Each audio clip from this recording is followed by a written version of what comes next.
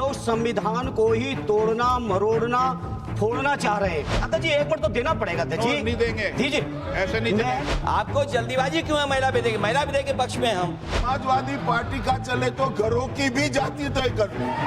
Samajwadi party सारी टिकटें मुस्लिम महिलाओं को दे दे, हमें कहाँ आपत्ति है। प्रधानमंत्री जी अपने आप को कहा कि मैं पिछड़ी जाति से आता हूँ। चलो, ये जो तीनों ही के तीनों बिल आए हैं, संविधान संशोधन बिल, परसीमन बिल, संघराज्य बिल, तीनों ही बिलों का पुरजोर विरोध करता हूं सभापति जी, और संवैधानिक आधार पर करता हूं। देश के संविधान में हम संसद को पावर इस बात की दी गई है कि संविधान की संरक्षा करें, सुरक्षा करें, लेकिन सभापति जी आज एक ऐसे बिल आए हैं कि हम लोग संविधान को ही तोड़ना, मरोड़ना, फोड़ना चाह रहे हैं, और इसका हम समाजवादी पार्टी के लोग पुरजोर विरोध करते हैं।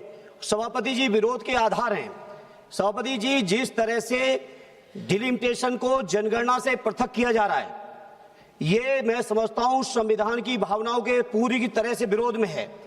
जिस तरह से महिला बिल के नाम पर महिला बिल की चाशनी, अध्यक्ष जी एक मिनट तो देना पड़ेगा अध्यक्ष जी। नहीं देंगे, दीजिए। ऐसे नहीं। महिला बिल की चाशनी के नाम पर जो हाल कश्मीर का हुआ है, आसाम का हुआ है, वही हाल पूरे देश के करने का जो प्रयास है, हम संपूर्ण विपक्ष की ओर से इसका हम पुरजोर विरोध करेंगे।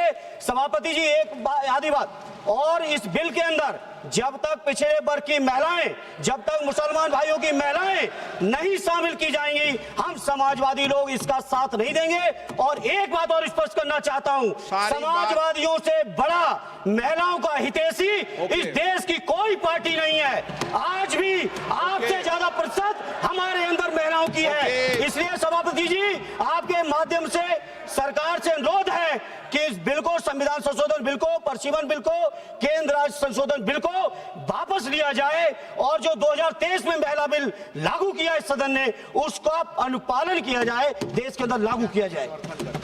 अब सब सीनियर सदस्य हैं, सबको बार बार टोकने का, रोकने का कहेंगे। 72 में जिन्होंने नोटिस दिया है, आपने रूल 72 में ये टेक्निकल विषय उठाने का मौका दिया जा रहा है। मेरा एक बहुत विनम्रता से एक रिक्वेस्ट है, अभी जैसे हमारा समाजवादी ने कहा कि मुस्लिम महिलाओं का आरक्षण होना चाहिए, ये आज संवैधानिक बात इस तरह का रूल 72 में ना बोले। धर्म के नाम पर यहाँ रिजर्वेशन नहीं हो सकता, संविधान में नहीं है, इस तरह का बात ना करें। आपने नहीं बुलाया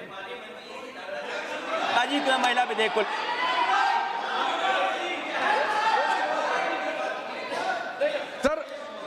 सर पूरा देश का महिलाओं के लिए बात करना चाहिए। आप मुस्लिम महिलाओं का क्यों बात करते हैं? ये राजनीतिक है, ऐसा मत कीजिए। आप पूरा देश का महिलाओं के लिए बात कीजिए।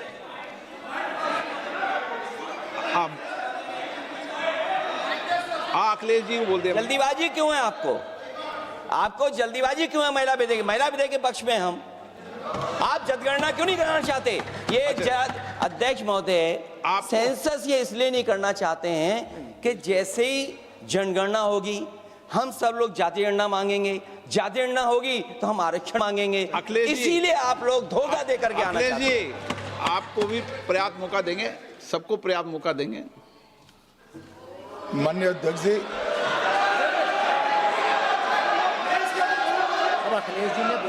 अखिलेश जी ने बोला, उसका जवाब दे रहे हो तो। हाँ, उसी पे जा रहे हैं, उसी पे बोल रहे हैं। हाँ, माननीय अध्यक्ष जी, सदन की कार्यवाही को पूरा देश देख रहा है। कुछ स्टेटमेंट ऐसे किए गए जो जनता में चिंता पैदा कर सकते हैं। अखिलेश जी ने कहा जनगणना क्यों नहीं हो रही है। मैं पूरे सदन के माध्यम से देश की जनता को बताना चाहता हूं, जनगणना का काम शुरू हो चुका है, जारी। 2, उन्होंने कहा कि हम जाति जनगणना का मांग करेंगे। मान्यवर, मैं आपके माध्यम से सदन को बताना चाहता हूं कि सरकार ने जाति की जनगणना करने का निर्णय ले चुकी है और आप बैठिए बैठिए बताता हूं। अरे बैठिए भाई, बैठिए बैठिए। और जाति के साथ ही ये जनगणना हो रही है। माननीय सदस्य धर्मेंद्र यादव जी कह रहे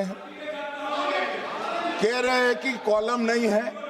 उनको मालूम पड़ना चाहिए कि अभी घरों की गिनती हो रही है और घरों की कोई जाति नहीं होती है। समाजवादी पार्टी का चले तो घरों की भी जाति तय कर ले। मान्यवर, जब व्यक्तियों की जनगणना होगी, नागरिकों की जनगणना होगी, तब उसमें जाति का कॉलम रखा है। ये मेरा विभाग है। मैं सदन को आश्वस्त करना चाहता हूं कि ये जनगणना जाति जनगणना के साथ ही होने वाली है।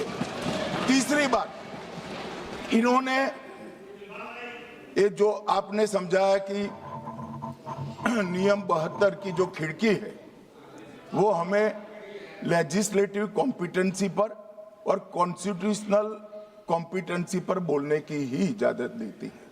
वो खिड़की का उपयोग कर धर्मेंद्र यादव जी ने एकदम गैर संवैधानिक बात करी, मुस्लिम महिलाओं को आरक्षण की। मान्यवर, हमारा संविधान किसी भी प्रकार के धर्म के आधार पर आरक्षण की कतई मंजूरी नहीं दे रहा। और मैं फिर से संकल्प सरकार का बताता हूं कि धर्म के आधार पर मुस्लिमों को किसी भी प्रकार का आरक्षण गैर संवैधानिक है, इसका सवाल ही पैदा नहीं होता है।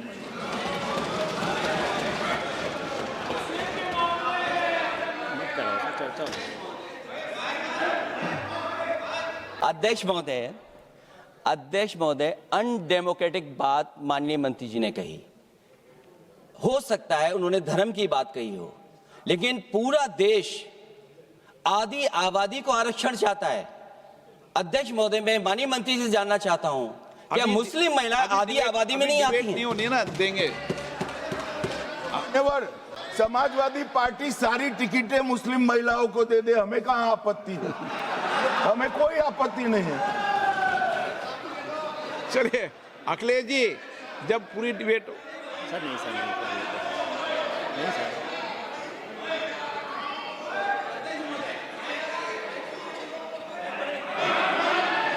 अच्छा, अध्यक्ष महोदय, बहुत विनम्र उससे होकर के किसी को हर्ट न करे वो बात भी मैं कहना चाहता हूं। अध्यक्ष महोदय, जब माननीय प्रधानमंत्री जी को पिछड़ों से वोट चाहिए था तो माननीय प्रधानमंत्री जी अपने आप को कहा कि मैं पिछड़ी जाति से आता हूं। चलो ये नहीं, चलिए आगे बढ़िए। अब आप डिबेट मत करो ऐसे, ठीक है ना? चलिए डॉक्टर कोकोली घोष,